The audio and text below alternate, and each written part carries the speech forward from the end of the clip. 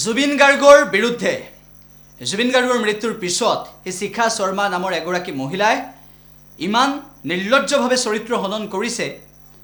এই লাজ নাইকিয়া মহিলাগৰাকীয়ে এনেকুৱা ধৰণৰ জঘন্য কাণ্ড কৰিছে, শুনি সকলোৱে আচৰিত হ'ব। প্ৰমাণ নোহোৱাকৈ ছ'চিয়েল মিডিয়া ফেচবুকৰ জৰিয়তে যিখিনি কথা লিখিছে সেয়া সহ্যৰ সীমা পাৰ হৈ গ'ল সকলোৰে। গৰিমা শইকীয়া গাৰ্গে গোচৰ দিবলগীয়া হ'ল। অৱশেষত এই শিখা শৰ্মা নামৰ মহিলাগৰাকীক গ্ৰেপ্তাৰ কৰিছে।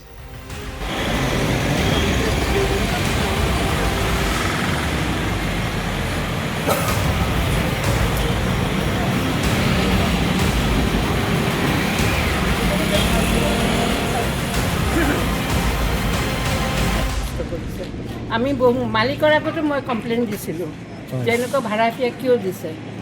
এইবিলাক মানুহ ভাল নহয়, বেয়া বেয়া পোষ্টবিলাক লিখি থাকে।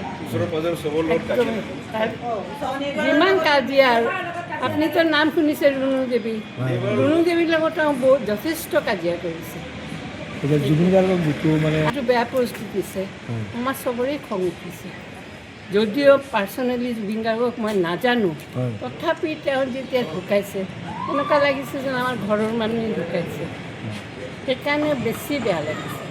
আৰু কি ক'ম কওক, কি যিমান কি জনায় আপোনাৰ দাবী কি জনায়? তাৰ পৰা যাব লাগে, যাব লাগে এইটো ফ্লেটটো এৰিব লাগে। এইটোৱে আমাৰ দাবী। কাৰণ তেওঁ অ'নাৰ নহয়, তেওঁ ভাড়া দিয়ে। সেইটোৱে গম পাইনে জুবিন দেখি দিছে? গম নাপাওঁ, কিন্তু বদমাছ বুলি জানো বহুত অসম্ভৱ মানুহ। এনেকুৱা অসমীয়া মানুহ থকাত থাকি নথকাই ভাল। যিমান দাবী কি হ'ব? নাই নাই, তাক এৰেষ্ট কৰিব লাগে, এৰেষ্ট কৰি দিয়ক। এৰেষ্ট কৰিলে মানে যিমান পাৰে যিমান কঠোৰ শাস্তি দিব লাগে। বহুত বদমাছ। হেল্ল'।